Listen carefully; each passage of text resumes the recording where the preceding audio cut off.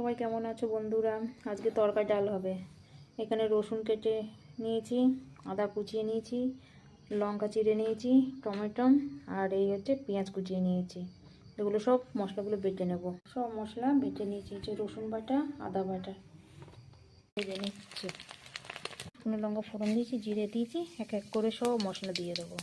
পেঁয়াজ দিয়ে দিয়েছি, পেঁয়াজগুলো লাল লাল হয়ে গেলে একটু রসুন দিয়ে দেবো। রসুন দিয়ে দিয়েছি, রসুনটা একটু ভেজে নেবো ভালো করে। আদা দিয়েছি, টমেটোটা দিয়ে নেবো। টমেটো দিয়েছি, একে একে সব গুঁড়ো মশলা দিয়ে নেবো। হলুদ,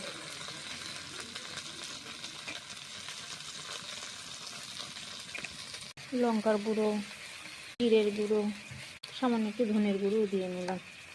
অল্প নুন দেবো, যেহেতু সেদ্ধতে একটু নুন দিয়ে রেখেছি, তো অল্প নুন দিয়ে নিলাম। চিনিও দিয়ে দেবো, দিয়ে মশলাটা ভালো করে কষে নেব। মশলাটা কষে নিচ্ছে, ভালো করে মশলা কষে নিয়েছি, তেল ছেড়ে দিয়েছি। এবার তরকারি ডালটা ঢেলে দেবো।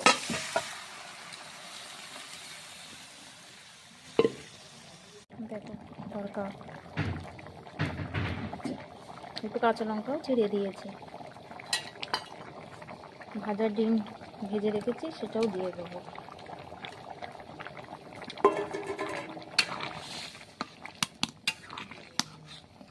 তোমরা কে কীভাবে তরকা রান্না করো প্লিজ একটু জানিও আমাকে। আমি তো এরকম করেই করি। আমাদের বাড়ি সবাই খুব ভালো খায় তরকা ডালটা। কাসুরি মেথি না দিলে তো তরকা ভালো লাগে না।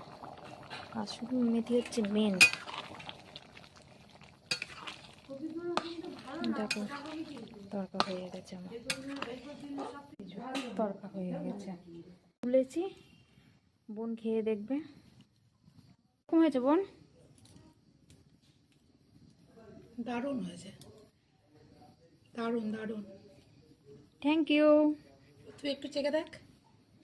আমি তো খাবোই, তুই যখন বলেছিস হ্যাঁ তাহলে ঠিকই আছে। তাহলে চলো, এরকম করে আমি তরকা রান্না করি। তোমরা কীরকম করে করো একটু প্লিজ কমেন্ট করে জানিও। টাটা।